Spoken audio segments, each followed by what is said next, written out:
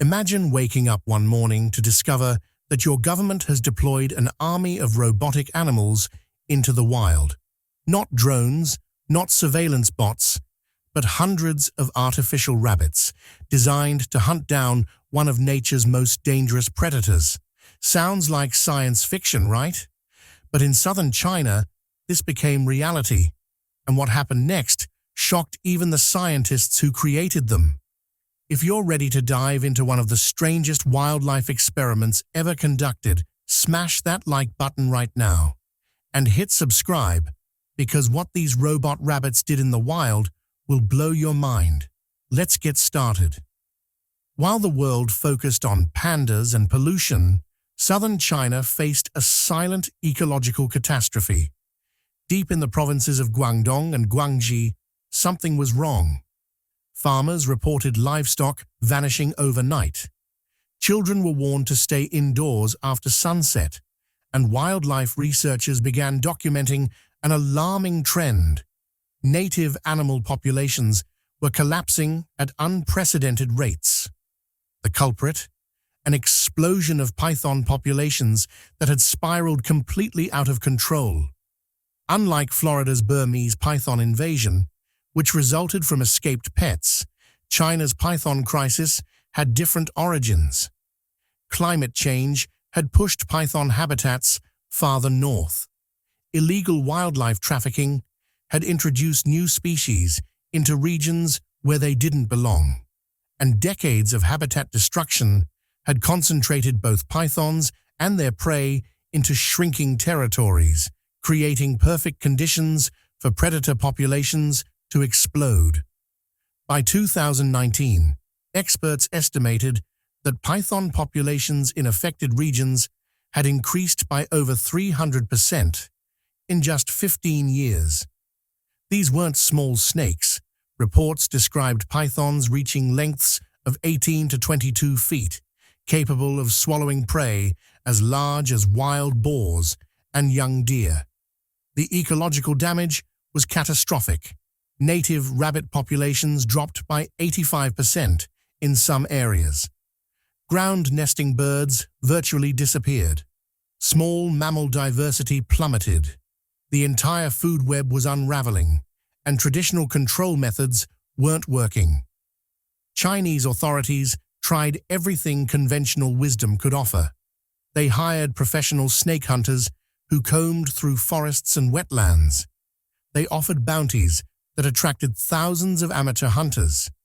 They even experimented with introducing natural predators like monitor lizards and birds of prey. Nothing worked. The pythons were too numerous, too elusive, and too well adapted to the terrain. Then, in late 2020, something unprecedented happened. A classified project emerged from the Chinese Academy of Sciences Robotics Division.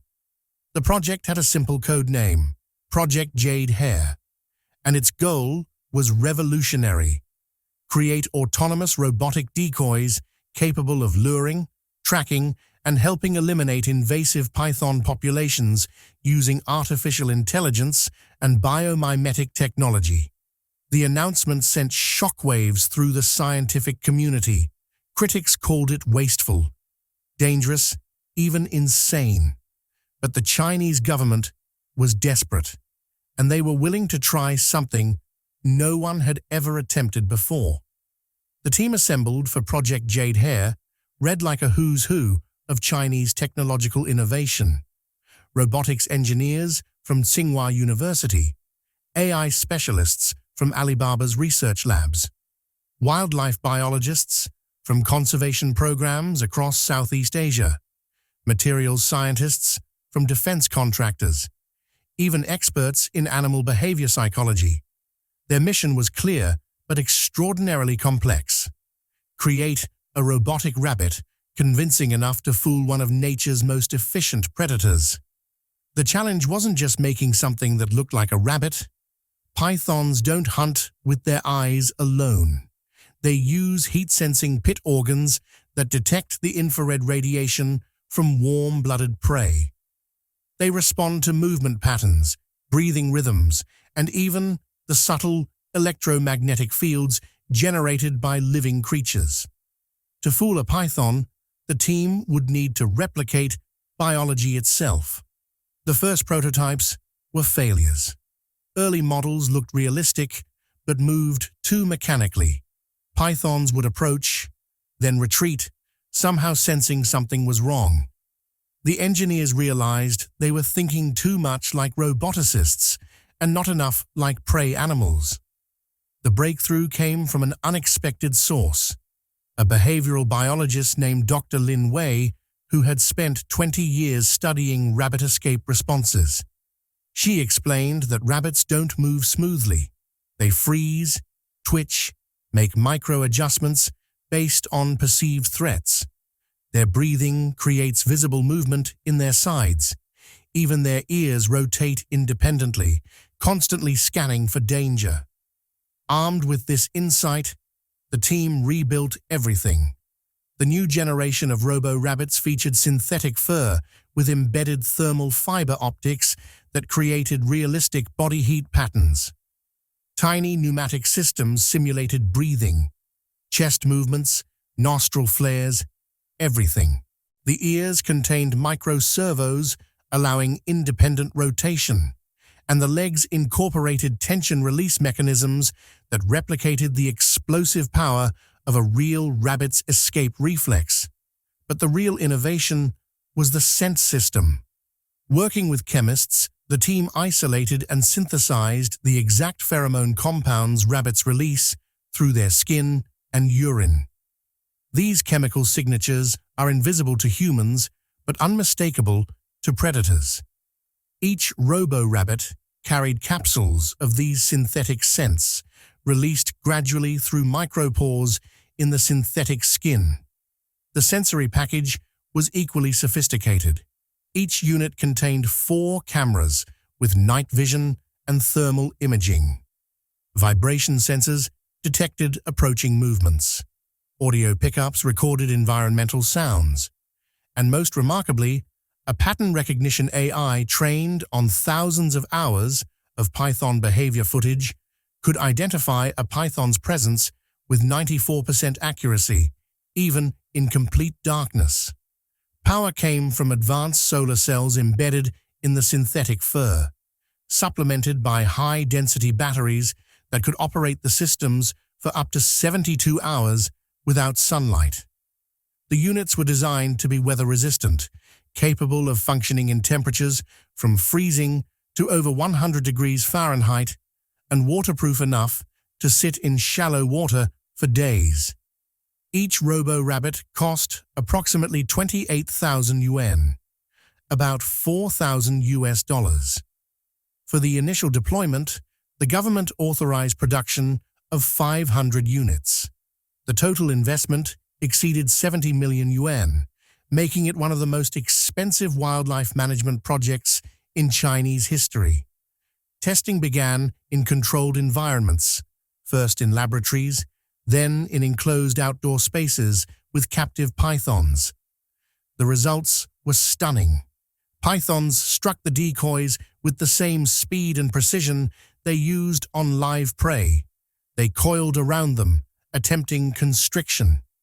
Some pythons spent over 30 minutes trying to swallow the robotic rabbits before finally giving up.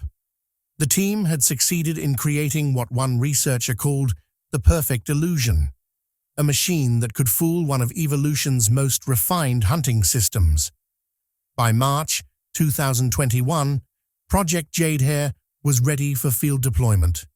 But no one, not the engineers, not the biologists, not even the government officials who approved the project, could have predicted what would happen when hundreds of these machines entered the wild. On a humid morning in April 2021, teams began deploying the robotic rabbits across 3 provinces in southern China. The operation was conducted with military precision. Helicopters transported units to remote locations.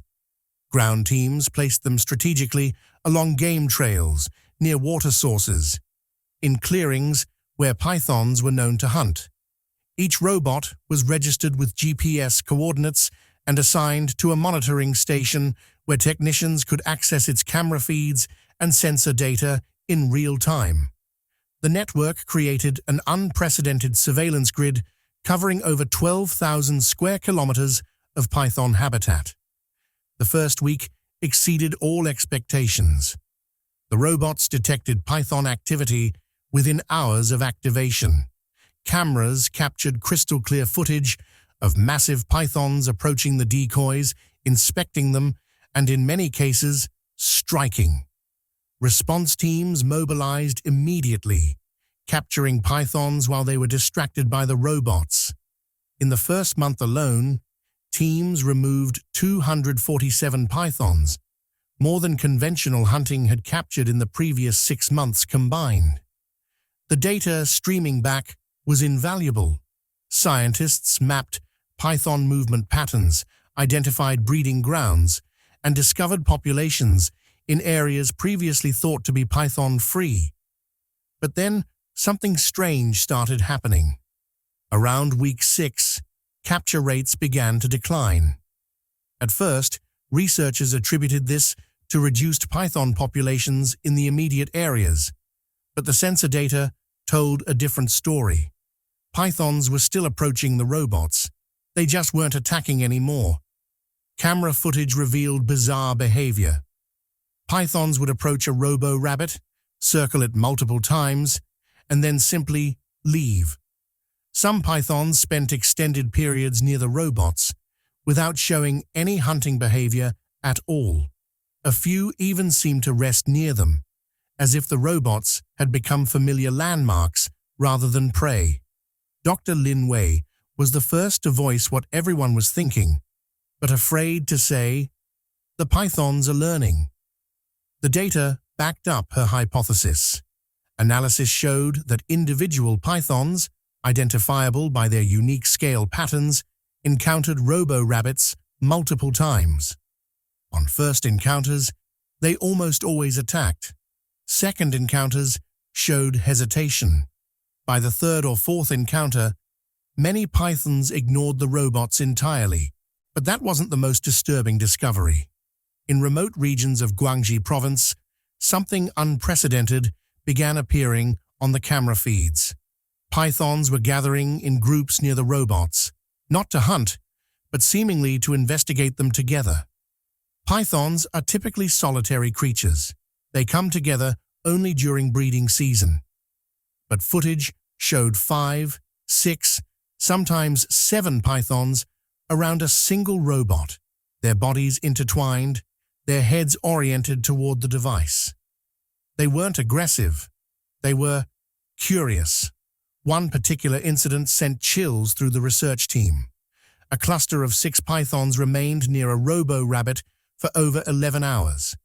During that time, they took turns approaching the device, touching it with their snouts, even using their bodies to push it, testing its reactions.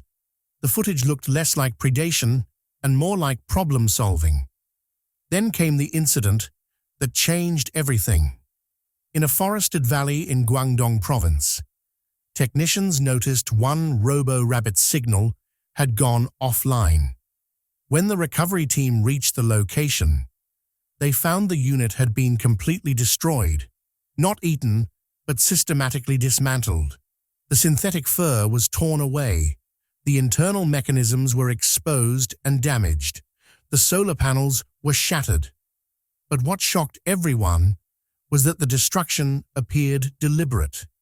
The damage patterns didn't match python teeth or constriction force. Instead, it looked as though something had carefully picked the robot apart, exposing its artificial nature. Security footage from a nearby unit captured what happened. 3 large pythons had worked together, using their combined strength to flip the robot repeatedly until its internal mechanisms broke. Once the device stopped moving and emitting heat, the pythons simply left it and moved on. Dr. Lin Wei's assessment was stark. We didn't just create hunting tools. We created a classroom. Every failed attack teaches them what's real and what's not. And now, they're teaching each other. The implications were terrifying. If pythons could learn to identify and ignore the robots, or worse, if they could adapt their hunting strategies in response to artificial prey, then Project Jade Hair might not just fail. It might make the pythons smarter, more adaptable, and harder to control than ever before. As reports of python learning behavior spread through the research community, the Chinese government faced a critical decision. Should they shut down Project Jade Hair, double down with upgraded robots, or pivot to an entirely different strategy? Meanwhile, the pythons continued to surprise everyone. In regions where robo-rabbits had been deployed longest, python behavior was changing in ways that defied conventional understanding of reptile intelligence. Researchers documented pythons deliberately approaching robots during daylight hours, unusual for primarily nocturnal hunters. It was as if they recognized the machines as safe objects to investigate when they weren't hunting. Some pythons began using the robots as landmarks, consistently passing specific units during their territorial movements. Most disturbing were reports from farmers near deployment zones. Livestock attacks hadn't decreased, they'd increased. It appeared that pythons, having learned to distinguish artificial prey from real animals, were becoming more selective hunters. They weren't wasting energy on obvious decoys anymore. They were focusing their efforts on guaranteed meals. The project had inadvertently created a selection pressure. Pythons that couldn't learn to identify the robots continued attacking them and getting captured. But the smartest, most adaptable pythons, the ones most capable of thriving in human-altered environments, were surviving and reproducing. Dr. Lin Wei's team published an emergency report warning of technologically accelerated selection, a phenomenon where human technology might be speeding up evolutionary adaptation rather than controlling it. The document circulated through scientific channels and sparked intense debate about the ethics and risks of using AI-driven tools in wildlife management. Then came the breakthrough that salvaged the project. A young AI engineer named Jiang Min proposed a radical solution: make the robots learn too. If pythons could adapt to static decoy behavior, then the decoys needed to adapt to python behavior in real time.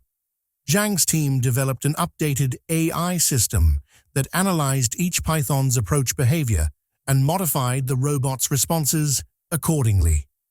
If a python had encountered robots before and showed hesitation, the unit would trigger different movement patterns, adjust heat signatures, or alter scent release timing. The system created unpredictability, making each encounter different enough that pythons couldn't develop a fixed, ignore the robot response.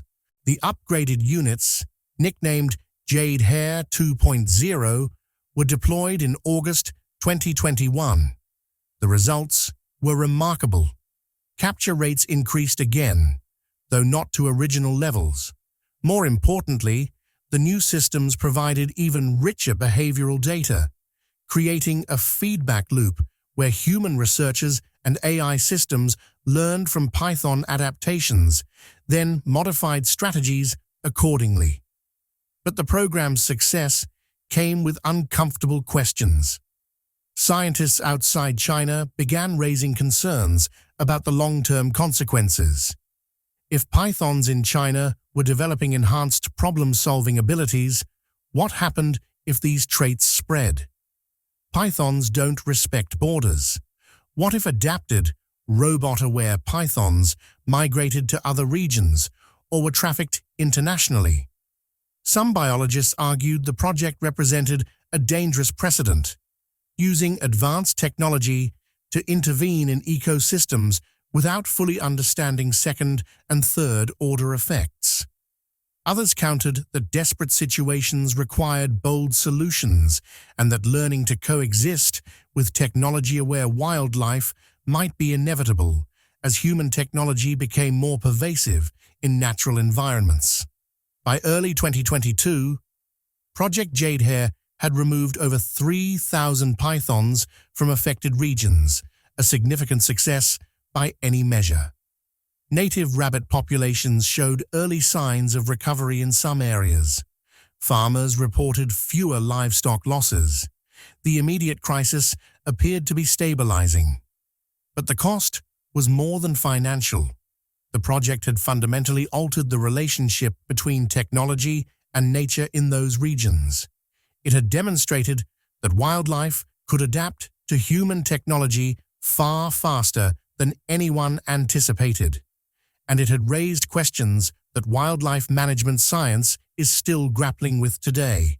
Today, the robotic rabbits remain deployed across southern China, though the program has evolved significantly from its original design.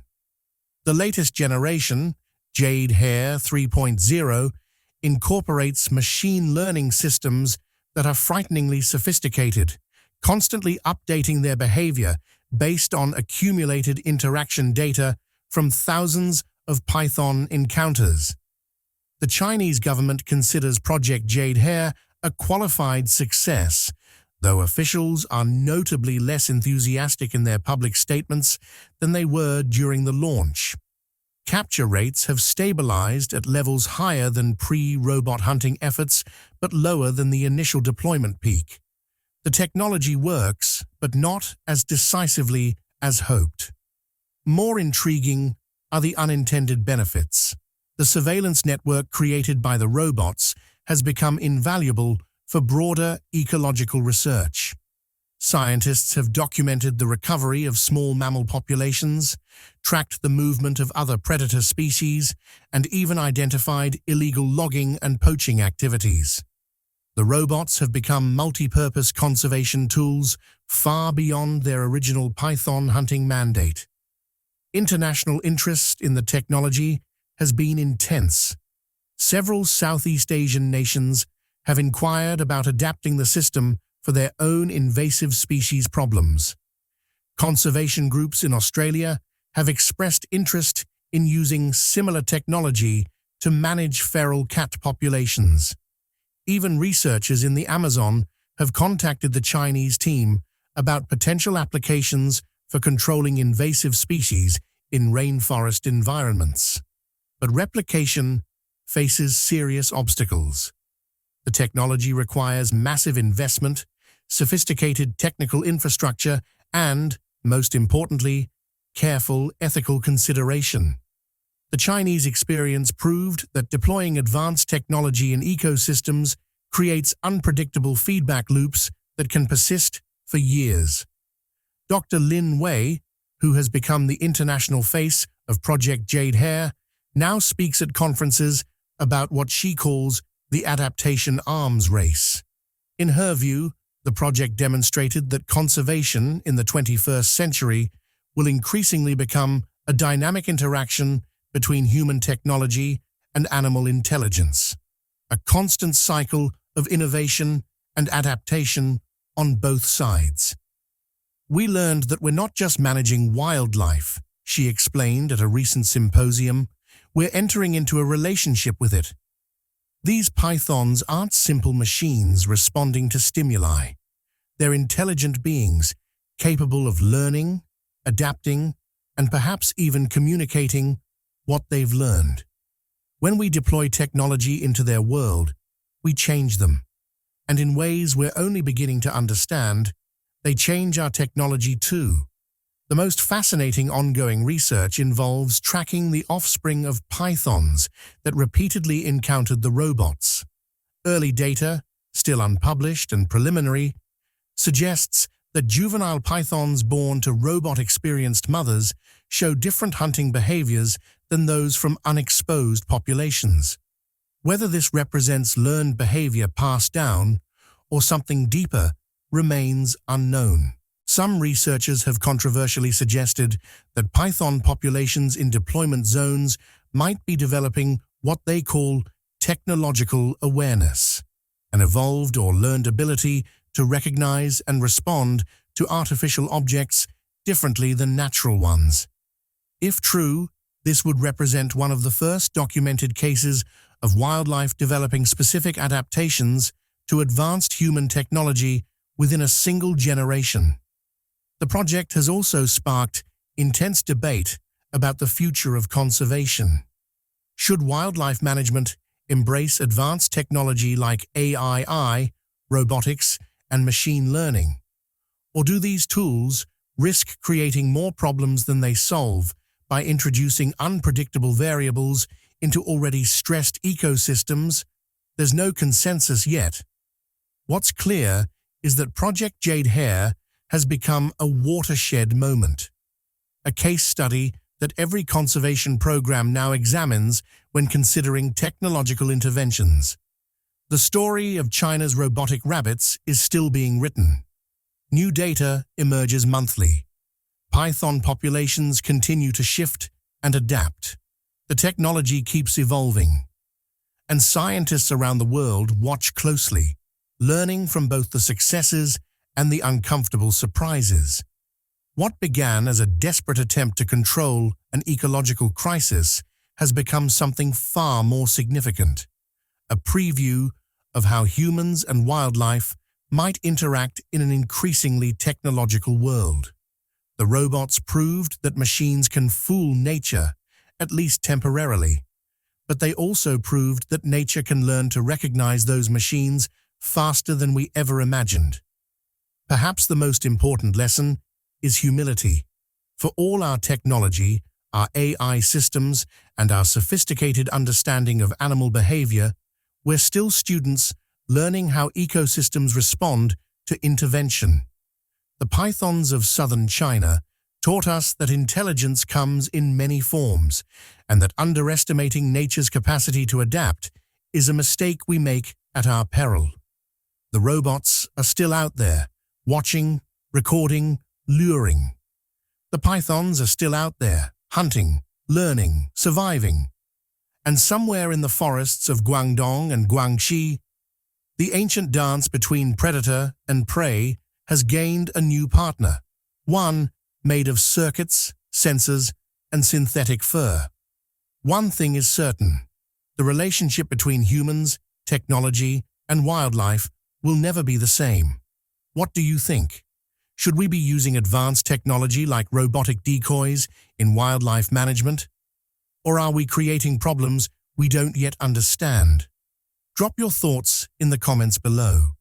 If this story fascinated you, share it with someone who needs to know about one of the strangest conservation experiments ever attempted.